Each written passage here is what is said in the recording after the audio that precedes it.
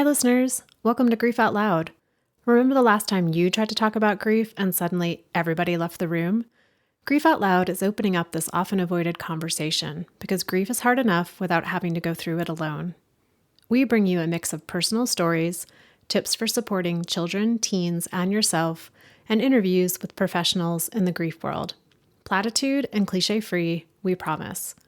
Grief Out Loud is hosted by me, Jana DeCristofaro, and produced by Dougie Center, the National Grief Center for Children and Families in Portland, Oregon.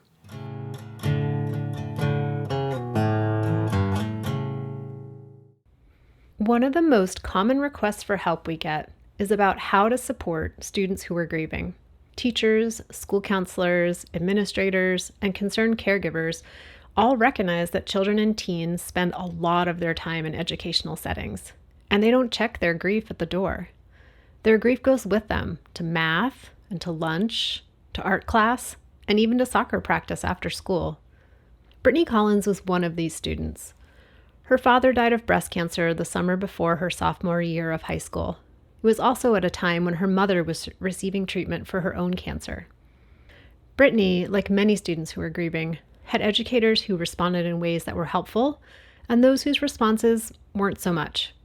No one said any one thing that was magically useful or harmful, but there were those who continued to show up and be a stable, caring presence and who offered Brittany opportunities to explore her own reactions, to express what she was thinking and feeling, and to know that there were adults who cared.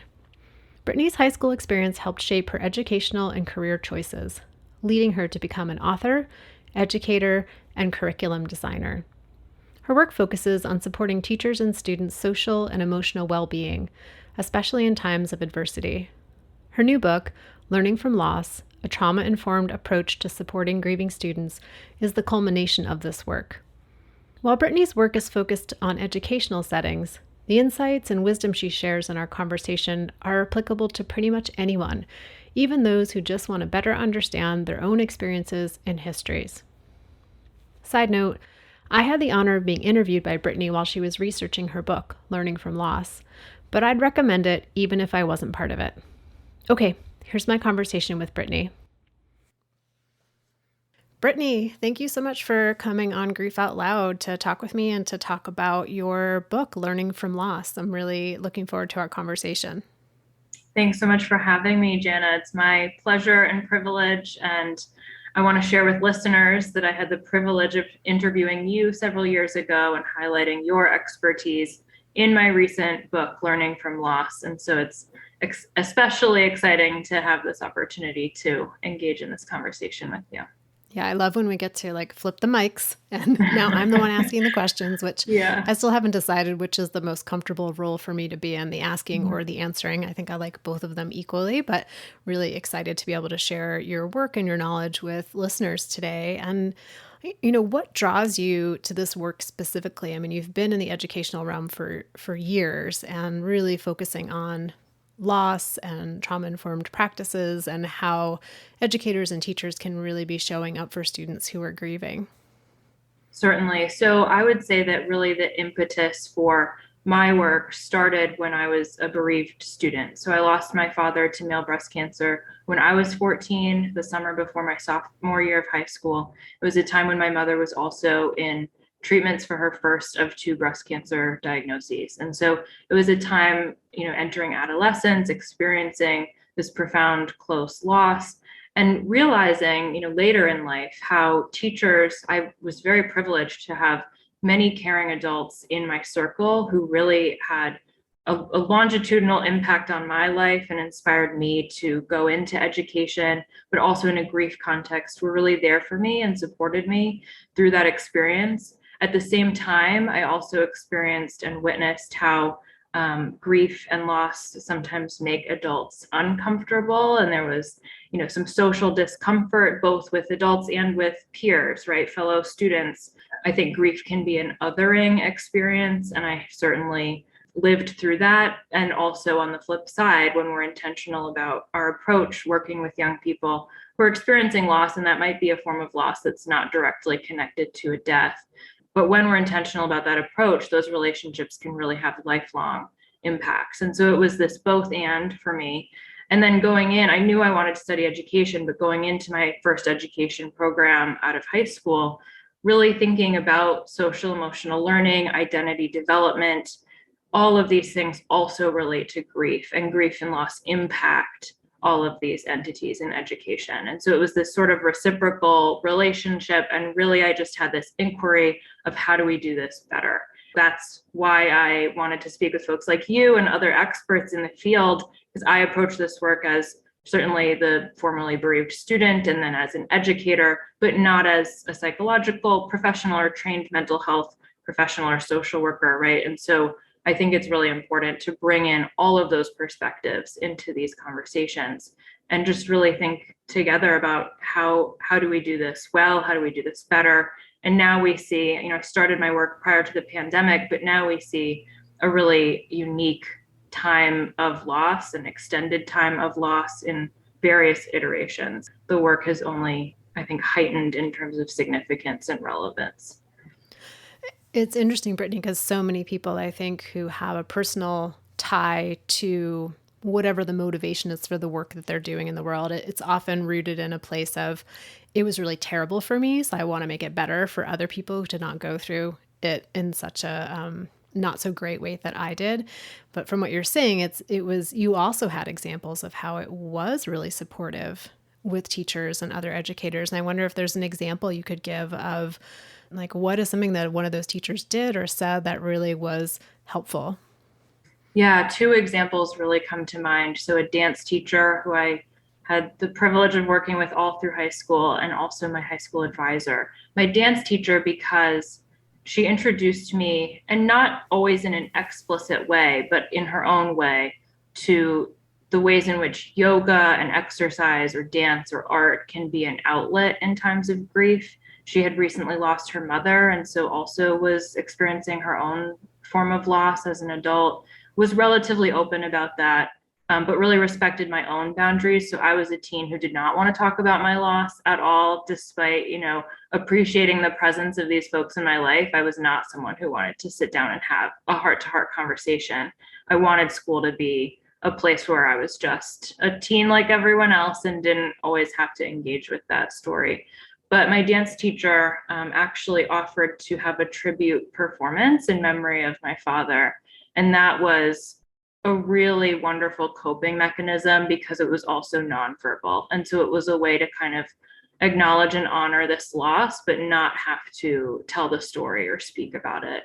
And yoga and meditation ended up serving me well throughout life, right? And so my dance teacher was the first person to introduce those sorts of coping mechanisms and strategies.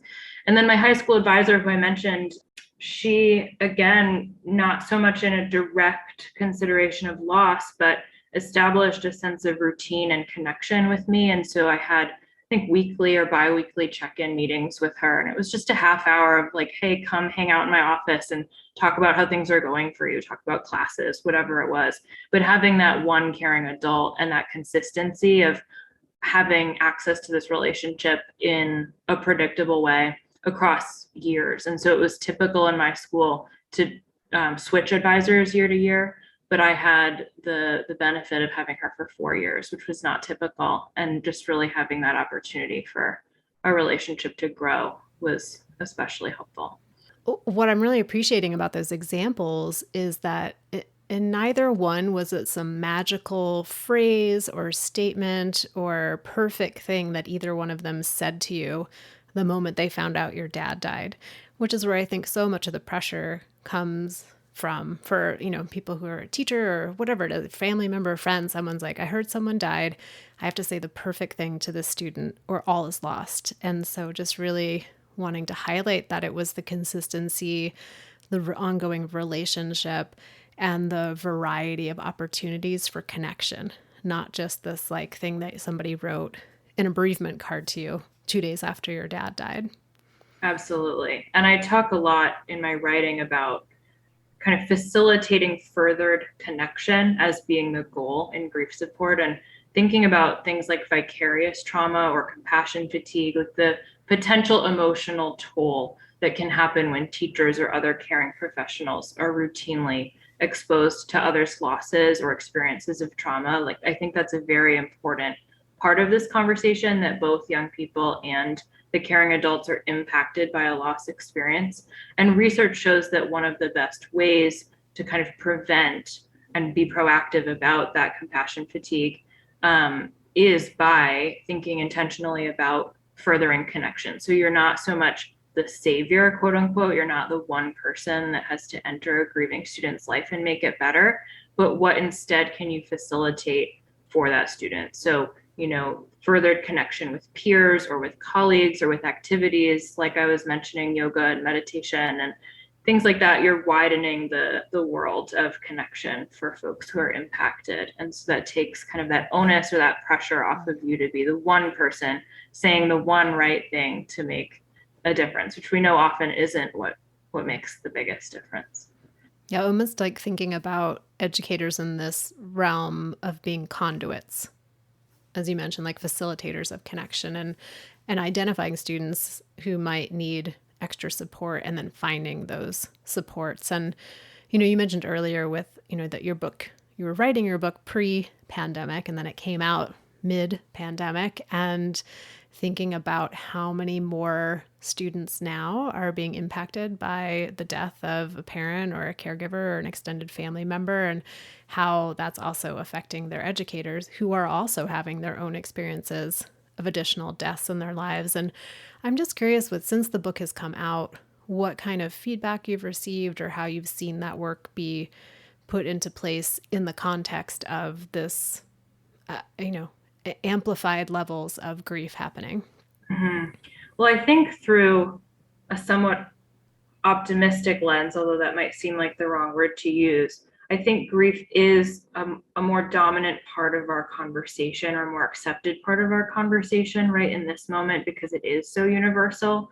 I think that grief in Western culture, at least, has been a relatively isolated and an isolated experience, an isolating experience, and something that is often surrounded by silence. Like, we're socialized to not always know how to react or respond.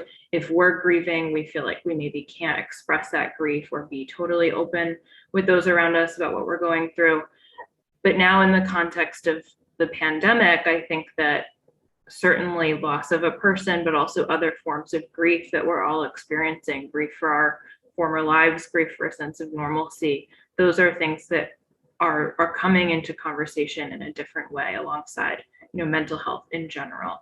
But I think at the same time, there's certainly heightened urgency around the need for this work in the school system. We know that prior to the pandemic, approximately 7 out of 10 teachers had a student in their classroom who was bereaved, actively grieving. Now that is likely much higher. We know that 1.5 million children around the world lost either a primary or secondary caregiver. So that could be a grandparent who was caring for them due to COVID-19. And that was the number in the fall. So that was pre-Omicron, and that's likely continued to ascend. And I'm also always aware of how DEI, how equity work intersects with this. And so we're seeing that BIPOC youth are at a much higher rate of bereavement, COVID-related bereavement, because of the systemic health inequities that the pandemic is only underscoring, right? They've always been there, but this is bringing a lot of that to light. Last week I was reading a lot, and there seemed to be, like, through the news, this I don't know, like a change in the zeitgeist around the pandemic, and there was a lot of talk of people saying, well, it's just been long enough. I just want to be done with it because it's been long enough. And I was thinking, oh, this is so familiar. Why is this so familiar? I was like, oh, because this is what happens to people who are dealing with grief. Their community or their implicitly or explicitly gives out the message of, like, don't you think it's been long enough? And so I'm really curious to see how, I think maybe beginning of pandemic, mid-pandemic, there was an increase in a willingness to talk about grief and to honor the different types of losses. But I'm wondering now if we're going to move into a phase where everyone's like, I don't want to hear about it anymore. I'm tired of talking about it. It's been long enough. So I'll be interested to see what the feedback is that you get from the teachers that you're supporting and other folks in the field around that. And just anecdotally, I have a close friend who recently lost someone to COVID and has been open about how painful that sort of messaging is, this post-pandemic sort of messaging about even removing mask mandates is something that can be really triggering for a family that just experienced a COVID related loss where a mask could have saved that person's life, right? And so it's really challenging, I think, to have this sort of polarity of folks who are ready to move on and forget about restrictions and folks who are being impacted every day in a really immediate way, and to have both of those things be true at the same time. Similar to what you were saying, it falls into that sort of pattern that we see when folks are saying, shouldn't you be over it already when your loved one has passed away 12 months ago? In your book, you do such a great job of outlining really specific ways with examples that educators and teachers can start thinking about how do I become more grief responsive, which I really appreciate that terminology. And I wondered if you could give us a few examples of ways that in a day-to-day way, educators are able to create a grief responsive environment. Absolutely. So I think a lot in my practice about three sort of tiers of grief responsive teaching. So I think about the classroom environment or the learning environment. I think about interpersonal relationships, and then I think about curricula. And so those are three tenets that are at play, every day in the classroom. And so if we think about the environment in the classroom, things, and you spoke about this when we had our interview for the book, things like routine and consistency and predictability can be really important in a grief context when a young person is grieving and is maybe lacking that sense of predictability at home or outside of school. How can the learning environment be structured in a way that supports that sense of dependability? They know what to expect. They know how to prepare for their time in that space, what's expected of them. And that can just lessen a sense of anxiety, I guess, that the environment could produce otherwise. And then thinking about things in terms of curricula and the environment, things like agency and control. And so grief by nature also comes with a lack of control, right? And we know that grief can be traumatic. It may not be for everybody, but it has many overlaps with trauma and trauma-informed practice. And trauma is born out of experiences where we either lack literal control or perceive a lack of control. And so how can we in the classroom give some of that control back to students over their experience at school, over their learning? It might be really small. It might be like integrating, choice in reading assignments. It might be like project-based learning where there's a sense of agency over the type of learning or the content that folks are choosing to pursue. Or it might be choice in where you're learning or with whom, just to whatever extent you can kind of think of those tenets.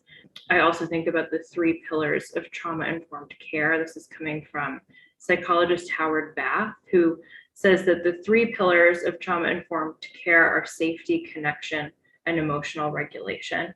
And so those also kind of guide my thinking in terms of it's not always a direct consideration of loss or discussion about loss, but how are we taking into consideration these entities and how we shape our classroom environment? And then interpersonal support is so critical. We know that human connection is one of our best buffers against trauma, so critical to healing. So whether that's a teacher or a coach or an advisor, thinking intentionally about your relational approach with students. And so how are you providing mentoring? I think it is important to acknowledge a student's loss experience, but certainly to also follow their cues about whether or not they're ready to talk about it. And so there's this fine line between acknowledging a loss, but not forcing a conversation that a student isn't ready for, but making it known that you're willing to be that person or to have that conversation. If that's true, if you are, and if you're not, then that's also important to know and identify other folks who might be. And so maybe that's the school counselor, maybe that's a colleague who had a similar life experience, like knowing your own comfort zone. And if you are outside of your comfort zone in a way that could potentially perpetuate harm or perpetuate that sense of othering for a grieving student, then acknowledging that in yourself. And again, going back to that idea of facilitating further connection, how can you do that in a way that sets up those systems of support? One thing I hear from a lot of people in the education realm is, they're like, this all sounds good, but like, where's the research to back this up? And that's so different than the realm I work in, which is really amplifying the voices of the kids and the teens and the young adults and Mhm. the adults that I work with. I don't have to show a peer reviewed journal article about kids saying we really like it when people tell us the truth about what happened. I can just share stories from the kids directly. But in your book, you did do a lot of research into, one of the aspects of grief, which for me just becomes known through the stories of the people I work with, which is that grief really affects us, our cognitive functioning. And I know you did research into like why that is or how it actually affects them. And I just wonder if you could share more about that, knowing that parents and caregivers and teachers are likely really interested in knowing like, oh, well, that's why maybe my kid is acting this way or why my teen is unable to remember anything. Absolutely. Yeah. So grief impacts the brain, the body, and behavior by way of those things. And so, a wonderful resource by Lisa Shulman, who's a neurologist, is a book called Before and After Loss: A Neurologist's Perspective on Grief and the Brain.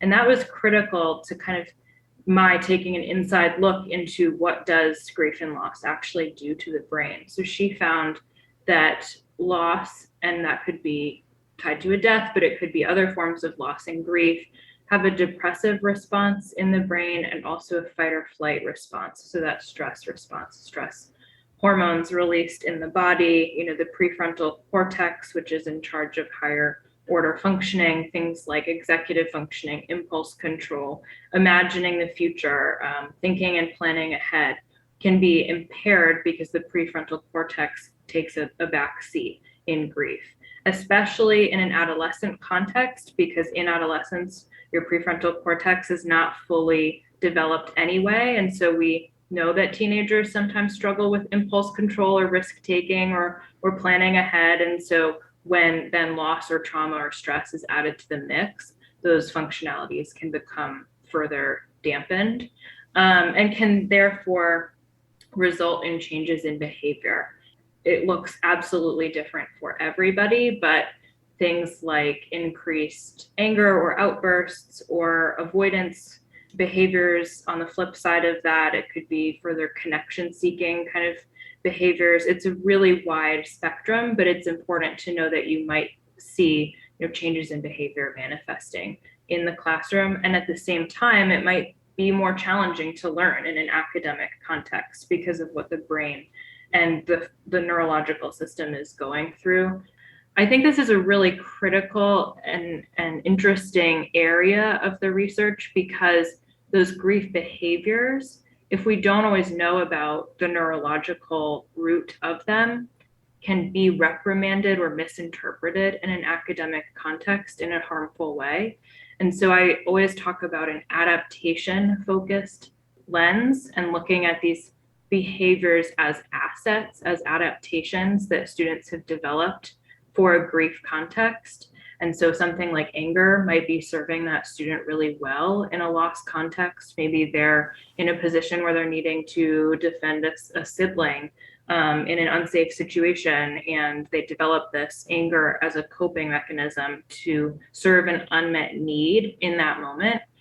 But then by nature of trauma, of the fight or flight response, our nervous system gets kind of stuck in that mode. And so we can't always turn that response off. So in another context like school, where it's outside of the grief or loss context for which this behavior was developed, if we're seeing or manifesting those same sorts of behaviors, they're not exactly seen as assets in the way that they might be in a different context. And this connects heavily to restorative justice. And we know that in terms of DEI work and inequity in schools, there's bias at play in terms of responses to behavioral challenges in the classroom.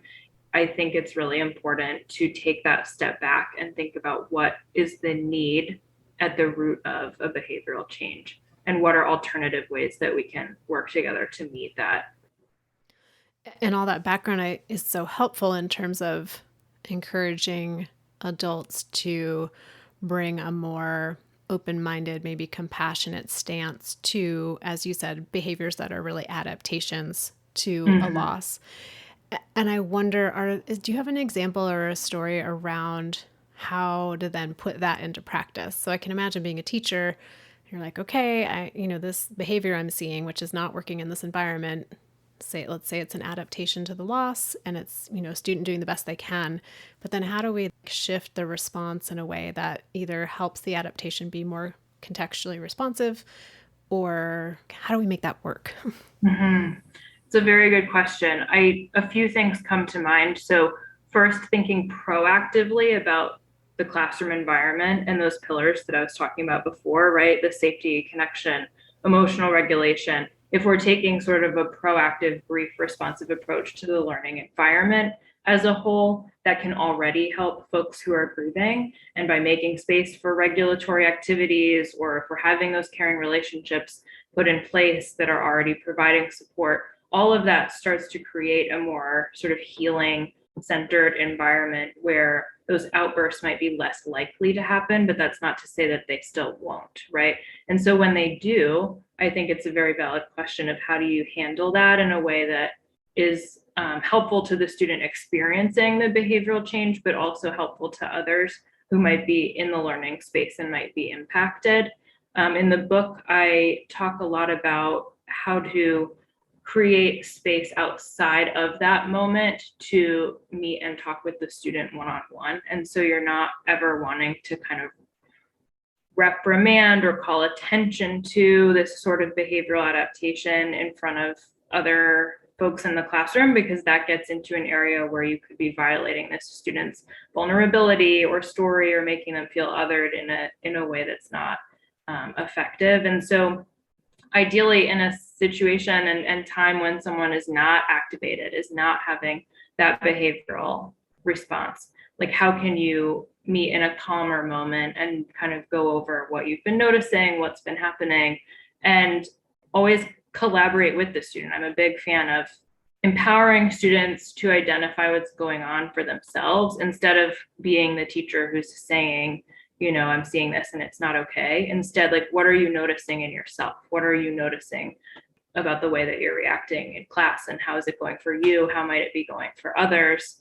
And then collaborating with them to, once you've identified kind of the behavior and maybe you've identified the need behind it, how can you collaborate with them to think about an alternative way of either having that need met or having a different kind of model for behavior in the classroom. In the book, I offer some sentence starters that can provide sort of a framework for engaging in those conversations. It's certainly also dependent upon the age of the folks that you're working with. So an 18-year-old might be able to engage in that sort of self-reflection in a way that a 12-year-old might not be able to do so yet. But just this idea of de-escalating in the moment and then creating spaces for reflection. And so really reflection is moving to the other end of the spectrum from reprimanding. We talked a little earlier about how, what's truly supportive for students is that ongoing relationship, the connection, the safety, and not, saying the perfect thing at the perfect time. And I think about how much pressure as adults, we do put on ourselves to get it exactly right. And in your book, you write about the role that getting it wrong and doing a repair plays in the creation of these relationships in a grief responsive, educational setting. And just, can you say a little bit more about what you mean about the power of repair? Yeah, so apology, it's interesting because I think apology can be so hard, but also so healing for both parties involved.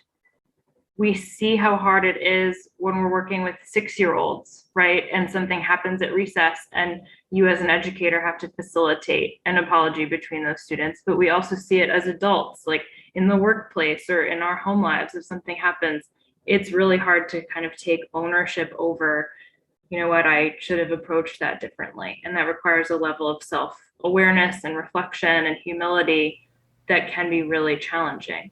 But in a grief context can also be incredibly healing. In the book, I talk about what's called interactive repair. And so really that's just a more scientific, fancy way of saying apology. But when we model that as adults, that's something that students in a trauma context may or may not have access to adults who are actively modeling that interactive repair. This idea that if you mess up in a relationship, in a friendship, in a student teacher relationship, in a parent, child relationship, it's something that you can actively repair and then move forward and still have a positive relationship and outcome. In a loss context, students may come to be kind of socialized to assume that there's this fear of additional loss, right? And so if they mess up in a relationship, there's this fear that that relationship will then be another form of loss. And so when you say something that you wish you hadn't said, you realize there was a moment of silence that you wish you had filled, or shared a platitude, everything happens for a reason, that you realize wasn't helpful and want to take back. It's relatively rare that folks actually go back to the grieving student and address what they wish that they had done differently in that relational approach. I think because we as adults assume that we shouldn't admit when we're wrong in a relational context with younger people. But that moment holds the capacity to both model that that's possible, to model that a relationship can heal and repair and move forward and be so often, stronger after those moments. It might facilitate a stronger connection or relationship. So it models that for them, but also hopefully patches the relationship after whatever moment had occurred. I think about how, as like someone who's dealing with grief as a kid or as a teen, that there's likely to be a series of moments of missed opportunities and moments of disconnection where an adult or another student in their life says or does something in response to their grief that just doesn't feel good at all. But without that repair, where you get the opportunity to feel what does feel good, you could get to the place of just assuming, like, this is just how grief feels. Like, this is just what it's like to be someone who's grieving in the world. It just feels totally isolating and disconnecting. And you don't even know maybe what you need or how to ask for something you might need until there is that moment of repair. Someone comes to you and says, "Ooh, I totally messed up. I really wish I had said or done this. You really deserve to have somebody who listens, or you deserve to have someone who remembers to ask questions, or you deserve this." And then I think, oh, that child or teen is now learning what feels good and how to articulate that maybe in the future, to ask for what they need or to help somebody else understand when they're acting or doing or saying something that is creating that disconnect too. So I hadn't thought about how much it can help to have an apology in terms of being able to advocate for your own needs in the future. Right. And it helps to make grief a less othering experience, right? And so the reason I think that we're socialized into feeling when we are grieving that we shouldn't talk about what we're going through is because of those missed moments that you're talking about. And so if there is not that repair, if nobody regrets that silence and comes back to let us know about that, then we internalize that experience to feel like, oh, this must mean that my loss isn't supposed to be discussed in the context of this or maybe any other relationship. This is something that should be kept inside, which we know does not help the healing process, right? And can create that insecurity, that sense of insecurity or otherness that can be detrimental to someone's self-image or to their development. Well, Brittany, I'm really grateful your book, Learning from Loss, is in the world. And I know from talking with others in their grief that moments of celebration and moments of accomplishment can activate that shadow side of grief that comes with it. And I wonder what it was like for you to get to this milestone of writing this amazing book, publishing it, putting it out in the world, doing interviews around it, and knowing that the book, in a sense, exists because your dad died and he isn't here to celebrate in that accomplishment with you.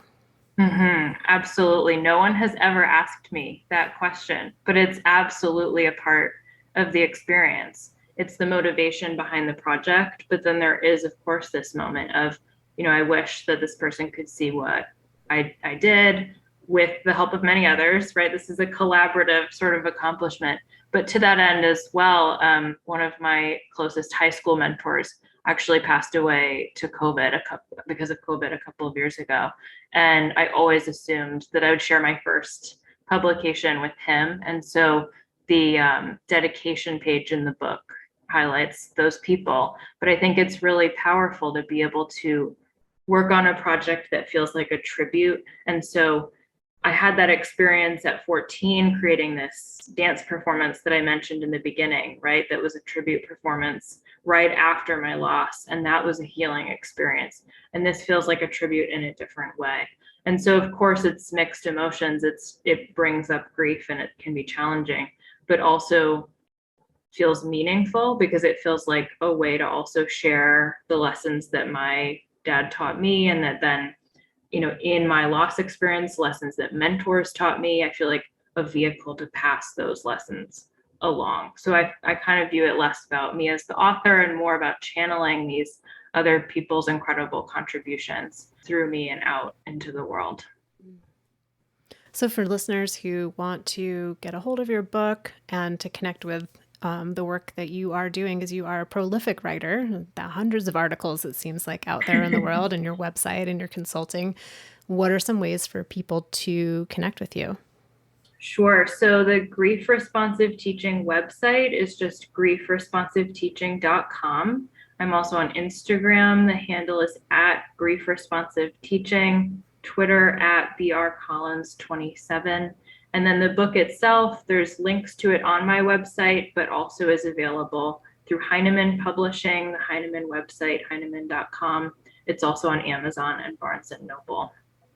Great. Well, listeners, like I do every single time, all those links will be in the show notes so that you can reach out to Brittany and to connect with her work and get a hold of her amazing book. Brittany, thank you again for taking time out of your Monday evening to talk with me, and just for this book that you've created. I'm really grateful for you and for that work. Thank you so much for having me, and also for the incredible work that you do every day, and also your wonderful contributions to the book. I could not be where I am without specialists and thinkers and scholars and folks like you who are doing this work on the ground every day. So it means a lot to be able to share this with you and with the community of listeners. And listeners, I say it each and every time to you, but thank you for being part of our community, for making the show mean what it does. We always love when you can share an episode with someone in your life who you think might be helped by it. You can also reach out directly to me at griefoutloud@dougy.org. That's DOUGY.org. And I'd love to hear from you if you are tuning in from outside of the United States. And I'd also love to hear from you if you are someone who has had someone in your life die of COVID-19. That could be a family member, a friend, a community member, and would be willing to share a little bit about your experience with me for a project that I am working on. You can find all of our past episodes at our website, dougy.org, as well as our downloadable tip sheets and information about our local programming. So thanks again for listening, and we hope you'll join us again next time.